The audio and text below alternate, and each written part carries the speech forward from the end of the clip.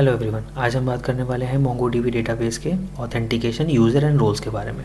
तो जैसा कि आप मेरे स्क्रीन पे देख सकते हैं कि मैंने एक रोल्स का ग्रुप लिया है कि root, read and read write and DB admin. मैं इन्हीं को इसी के कॉम्बिनेशन से मैं यूज़र बनाऊंगा और इन्हीं को मैं आगे एग्जांपल के तौर पे ट्रीट करूंगा, प्रैक्टिकल यूज़ के समझेंगे इसका। तो अभी ये जो रोल्स हैं वो यूज़र को जैसे असाइन होते हैं, जैसा लास्ट वीडियो में हमने समझा था कि रोल्स यूज़र को असाइन होते हैं, फिर ये यूज़र ऑथेंटिकेट होने में हेल्प करते हैं हमारी। तो अब आइए हम लास्ट टाइम हमने जो एग्जाम्पल लिया था उसी को थोड़ा एलोबोरेट होकर समझते हैं, उसी के साथ मैं प्रैक्टिकली यूज़ केस भी समझाऊंगा उसका। तो जैसे कि अपने एग्जांपल लेता हूँ कि एक मास्टर यूज़र है जिसका लेवल रोल उसका रूट होगा, उसके पास सभी चीज़ की परमिशन है, मैंने ग्रुप में दिखाया भी है करके, ग्रीन से इसका पूरा एक्सेस लेवल है उसका। और डीबी इसको जो को मिलेगा सभी डीबी का एक्सेस होगा, जो डीबी बनेगी। तो उसने मास्टर यूज़र ने एक टीम लीड को हायर किया जो कि टीम लीड 1 है और एक टीम लीड 2 है।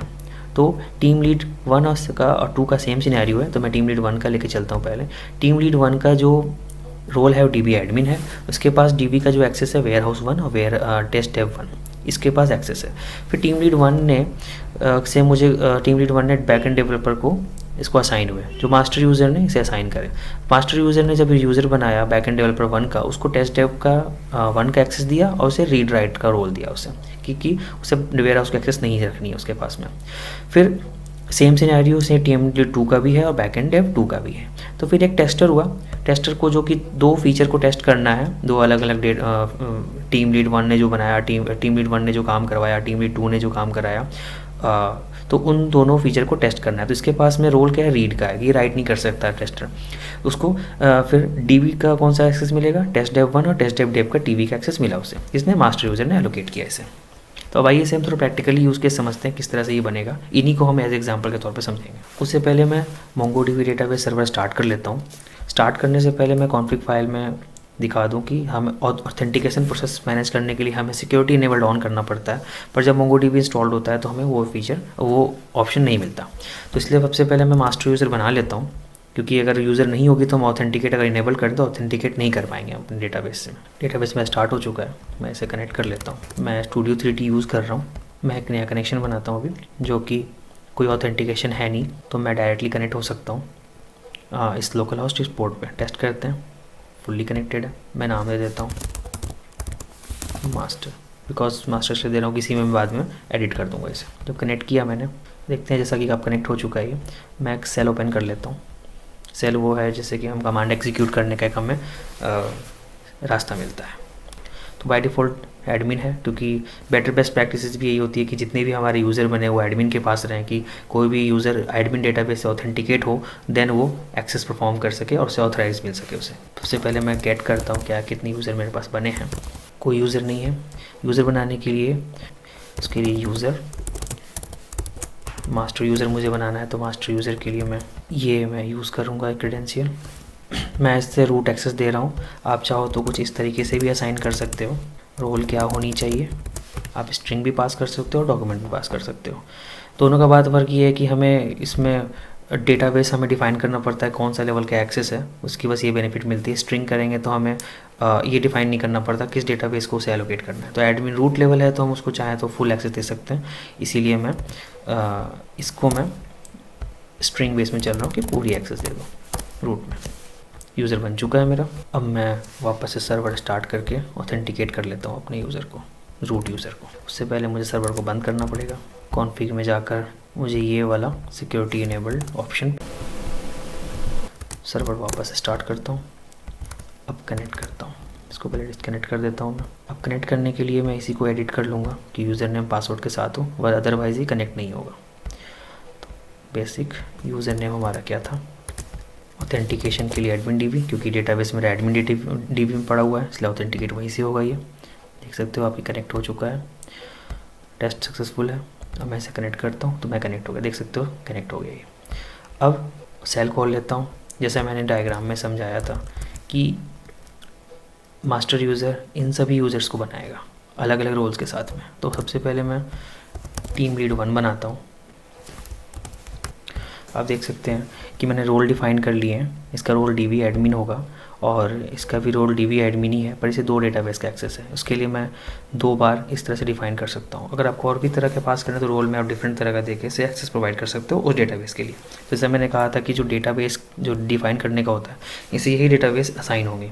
रूट अगर डेटाबेस पास नहीं करते हैं, अगर हम लोग इस तरह से डीवी लिख करके, तो वो उससे कोई डेटाबेस असाइन नहीं होता। वो चाहे तो क्रिएट कर सकता है जिस भी लेवल का उसे परमिशन होगी। और इसे हम डेटाबेस बना के स्पेशली डिफाइन कर रहे हैं कि यही डेटाबेस के लिए असाइन हो। यही फ़र्क है दोनों में। एक यूज़र बन गया। अब मैं इसी तरह से सभी यूज़र बना लेता हूँ अलग अलग तरह के रोल्स पास करके। टीम लीड 2 का बन गया। अब मैं बैक एंड डेवलपर का बना लेता हूँ। ये टेस्ट डेव 1 के लिए मैं बना रहा हूँ, जिससे रीड राइट की परमिशन होगी सिर्फ। अब मैं बैक एंड डेवलपर 2 के लिए बना लेता हूँ। ये बैक एंड डेवलपर 2 के लिए बन गया। अब मैं एक टेस्टर बना लेता हूँ। जैसे कि आपने देखा टेस्टर मैंने बना लिया, जिससे 2 डेटाबेस का एक्सेस होगा, दोनों रीड मोड में अलाउड होंगे। तो मैं इसको बना लेता हूँ, मेरा बन चुका है। अब मैं यूज़र को गेट कर लेता हूँ कि मैंने कितने यूज़र्स बनाए हैं। उसके लिए गेट यूज़र कमांड से मैं फैच कर लेता हूँ कि मेरे पास देख सकते हैं अब सारे यूज़र्स बन चुके हैं मेरे पास। अब मैं इन्हें एक एक करके कनेक्ट करके दिखाता हूँ, और किस लेवल की क्या परमिशन है वो भी दिखा दूँगा मैं साथ में। अब मैं इस डायग्राम के थ्रू चलूँ तो मुझे डीवी एडमिन पहले मुझे कनेक्ट करना पड़ेगा। डीवी एडमिन के लिए टीम लीड को कनेक्ट करना पड़ता है। मैं एक एग्जांपल लेके चलूँगा, क्योंकि टीम लीड और team back end developer 2 as a same है। तो इसको आप खुद से बना के जब देखोगे तो आप इसको अच्छे से समझ सकते हो। तो मैं एक एक सिनेरियो लेके चलता हूँ अभी मैं। तो मैं कनेक्ट करता हूँ टीम लीड 1 को, एक नया कनेक्शन बनाता हूँ, क्योंकि ये सारे मेरे एडमिन डेटाबेस में, तो एडमिन डेटाबेस से ऑथेंटिकेट हो, तो सारे ऑथेंटिकेट हो गए। अब मैं इसे सेव कर लेता हूँ और इसे कनेक्ट कर लेता हूँ। जैसे कि आप देख सकते हैं इसके पास टेस्ट डेव 1 और वेयर हाउस 1 की डेटाबेस की एक्सेस आ गई। अब मैं टेस्ट डेव 2 भी कनेक्ट कर ही लेता हूँ, क्योंकि इससे पता चले सेपरेट कैसा है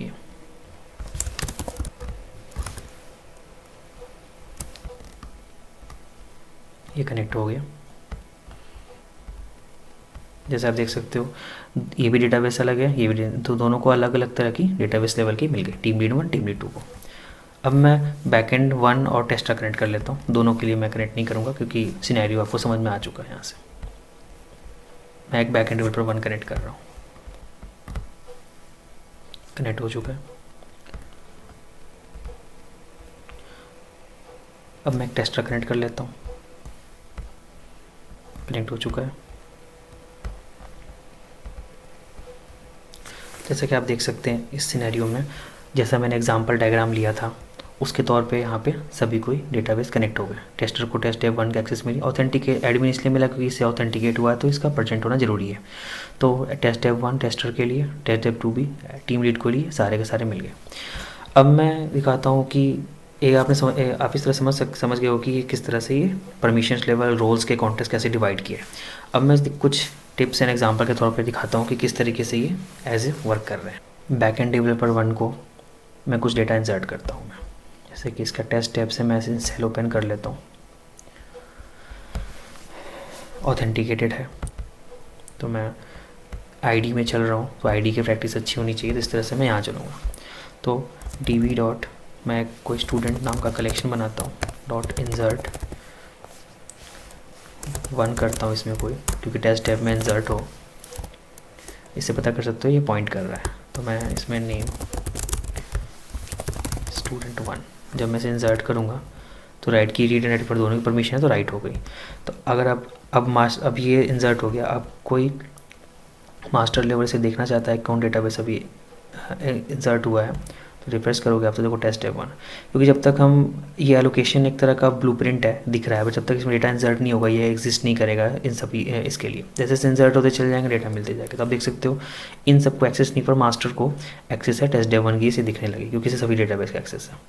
पर टीम लीड 1 को, टीम लीड 2 का या टीम लीड 2 को इसका डेटाबेस नहीं दिखेगा। जैसे आप देख सकते हो कि टीम लीड 2 को टीम लीड 1 का डेटा का कुछ नहीं दिखा, पर एडमिन रूट देख सकता है, तो यही सेपरेट हुआ। अब मैं एक एग्जांपल और देता हूँ कि जैसे कोई टेस्टर है, टेस्टर ने गलती से कुछ इंसर्ट करने की कोशिश करी तो वो इंसर्ट नहीं कर पाएगा। तो मैं इसके कोई टेस्ट डेव 1 में मान लो कुछ टेस्ट कर रहा हो, इसका हम पे टेरेसुल ओपन कर लेता हूँ। तो dv डॉट देख सकते हो आपकी अनऑथराइज आ गया। तो यही एक सेपरेट ऑफ लेवल कंसर्न है और सेपरेट ऑफ कॉन्टेक्स्ट है कि हम यूज़र्स बना के रोल्स बना के किस तरह से हम डेटा को डिवाइड कर सकते हैं और समझ सकते हैं। आशा करता हूँ कि बहुत अच्छे से आपको समझ में आया होगा ये, क्योंकि मैंने बहुत एलोबरेट और डीप में समझाया है इस चीज़ को। तो यहाँ तक के लिए मुझे लगता है काफ़ी है। आप इसको एग्जांपल को लेकर के आप खुद से बना के देखो तो और भी आपको इसमें एलोबरेशन समझ में आएगी। तो यहाँ तक के लिए मुझे लगता है कि इतना काफ़ी है। Thanks for watching.